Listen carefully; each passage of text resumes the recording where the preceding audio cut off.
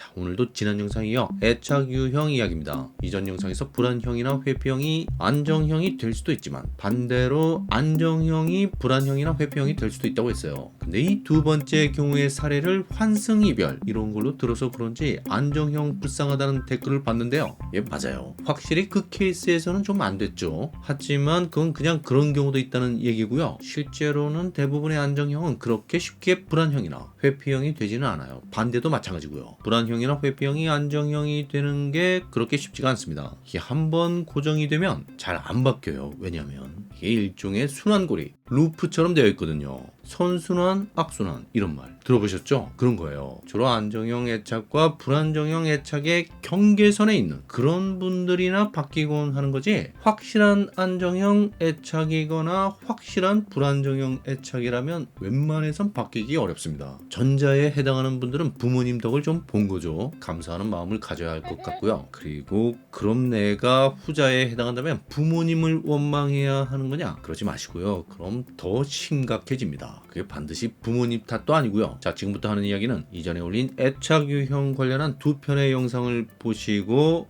내 연애 스타일에 무슨 문제가 있는 건가? 이런 고민이 든 분들, 그런 분들께 도움이 될 수 있습니다. 개인적인 의견이 포함되어 있으니까 참고만 하시기 바라고요. 일단은요, 그 순환고리, 루프에 빠진다는 게 뭔지에 대해서 알 필요가 있어요. 자, 불안형부터 보겠습니다. 불안형은 기본적으로 어떤 사람들이라고 했어요? 내가 엄마를 필요로 할 때 엄마가 어떨 땐 잘해주고 어떨 땐 잘 안 해준 거예요. 그래서 엄마한테 더 떼를 쓰게 되고요. 더 매달리게 됩니다. 엄마가 사라지면 더 세게 울고요. 그러다가 엄마가 나타나면 엄마한테 화를 내요. 사랑과 증오가 반복적으로 나타난다는 뜻입니다. 그것도 매우 강렬한 감정을 동반하는 경우가 많아요. 엄마의 사랑을 너무나 원하지만 그게 충족이 되지 않으면 그 사랑은 곧잘 미움이나 원망으로 바뀌곤 하는 거죠. 이 아이가 성장해서 이성 친구를 사귀는 나이가 되었을 때 이 패턴이 나타난다는 거예요. 한마디로 상대에게 집착을 하는 거죠. 왜? 걔가 어떻게 할지 모르거든요. 나한테 잘해줄 수도 있고 잘 안 해줄 수도 있어요. 마치 내가 기억하지도 못하는 꼬마였을 때 엄마가 나한테 그랬던 것처럼. 참 이상한 건 이 불안형은 자기한테 딱 그렇게 할 사람이 눈에 들어오는 거예요. 나한테 잘해줄지 잘 안 해줄지 헷갈리는 사람. 아니, 그냥 잘해주는 사람이 좋은 거 아닌가요? 왜 그런 사람을 놔두고 그렇게 왔다 갔다 하는 사람한테 마음이 가는 거죠? 자, 이게요, 외모나 능력하고는 아무 상관이 없습니다. 예컨대 불안형 여자라면 똑같이 잘생겨도 안정형 남자보다 회피형 남자가 더 섹시하게 느껴질 수 있어요. 그리고 직업적으로 똑같이 잘 나가도 왠지 안정형보다 회피형이 더 잘 나가는 것처럼 보이기도 하고요. 왜 그럴까요? 잘 모르겠거든요. 그게 매력이라는 겁니다. 안정형 남자는 그냥 뻔한 것 같아요. 그냥 편해서 좋기는 한데 그게 다라는 거죠. 근데 회피형 남자는 뭔가 미스터리하다는 거예요. 그래서 심장이 두근두근 한다는 겁니다. 자, 여기서 두근거린다는 거, 이거 지난 영상에서도 말씀드렸죠. 이게 뭐예요? 사랑의 증거 아닙니까?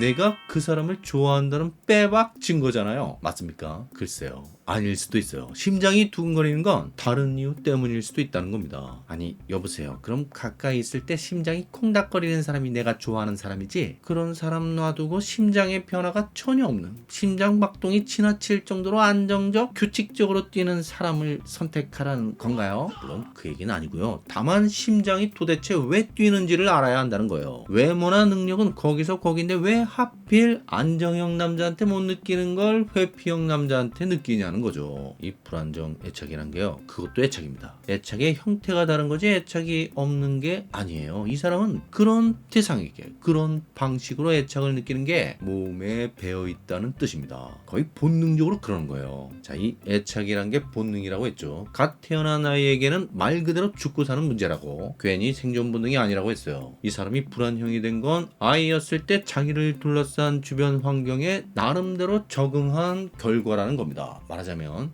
살아남기 위해서, 살기 위해서 몸 안에 그런 시스템이 자리 잡게 되었다는 겁니다. 주양육자, 보통 엄마라고 했죠. 이 주양육자가 아이에겐 생명줄이라고 했잖아요. 그런 존재가 이랬다 저랬다 하는 겁니다. 내 입장에서는 어떻게 해야 되겠어요? 더 매달리고 더 때를 써야죠. 그럼 안 주던 것도 줄 때가 많거든요. 이런 엄마한테는 이렇게 하는 게 생존에 유리한 거죠. 그래서 그렇게 된 거란 얘기입니다. 이해가 가세요? 그래서 이게 바뀌기가 힘든 거예요. 왜냐하면 생존을 위해 만들어진 무의식적 시스템이기 때문에. 그렇게 안 하면 뭔가 큰일이 나거나 잘못될 것 같거든요. 뭔가 참기 힘든 느낌이 마구 올라오는 거예요. 왜 나한테 그냥 잘해주는 사람에겐 안 끌릴까요? 그런 스타일이 아니거든요. 무의식이 기억하는 내 생명줄은. 그때 내가 붙들어야 할 사람은 나한테 줄 듯 말 듯한 애매한 태도를 가진 사람이었어요. 그 사람을 보면서 조바심을 내고 언제 나를 봐줄까? 언제 나를 떠날까? 언제 다시 올까? 이랬던 아이의 기억이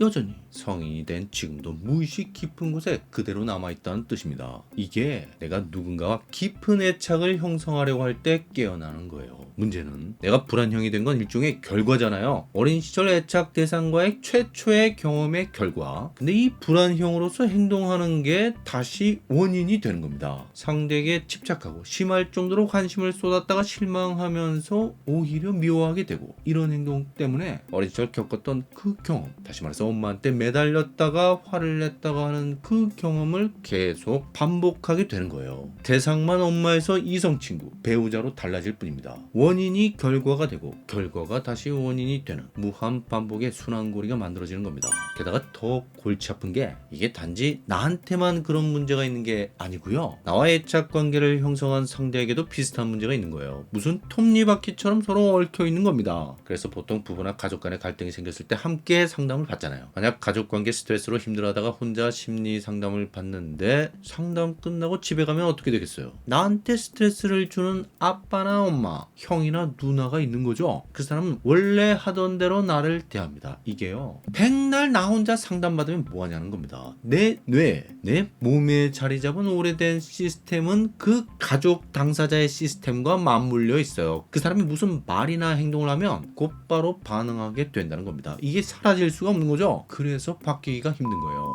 여기서 시스템이라는 말을 자꾸 하는데요, 이게 무슨 정신적인, 상상적인, 개념적인 그런 게 아닙니다. 실제로 생리학적인, 물리적인 실체가 있는 거예요. 어떤 일이 습관으로 자리 잡으면 뇌신경회로가 변화한 거라고 하죠. 수풀이 우거진 곳에서 길이 나는 것과 비슷한 겁니다. 한 번 밟고 지나가고, 두 번 밟고 지나가고, 10번, 100번, 1000번쯤 왔다 갔다 하면 깨끗하게 길이 생기죠. 같은 걸 반복하면 이 신경회로가 강화되는 거예요. 근데 운전 처음 배울 때 핸들 돌리고 기어 바꾸고 이런 걸 의식적으로 하지만 어느 시점이 넘어가면 의식하지 않아도 그냥 되죠. 뇌에서, 그리고 신체를 연결하는 신경에서 하나의 시스템이 만들어지는 겁니다. 신경회로가 그쪽으로 길이 나는 거예요. 이게 길이 날 때까지 시간이 좀 걸리는 거고요. 없어지는데도 시간이 걸리는 거예요. 사실 그 길을 없애는 방법은 간단합니다. 안 가면 돼요. 그럼 시간이 지나면 자연스럽게 수풀이 덮이면서 없어지게 될 텐데, 아까 그 상담받은 사람은 그 길을 다시 가게 되는 거죠. 왜? 집에 왔더니 엄마가 또 짜증을 내고 오빠가 또 소리를 지르고 이러거든요. 그럼 나도 짜증나고 소리 지르고 하는 거예요. 그 길을 다시 열심히 달리고 있는 겁니다. 오히려 길을 다지고 있죠. 안 없어지는 거예요.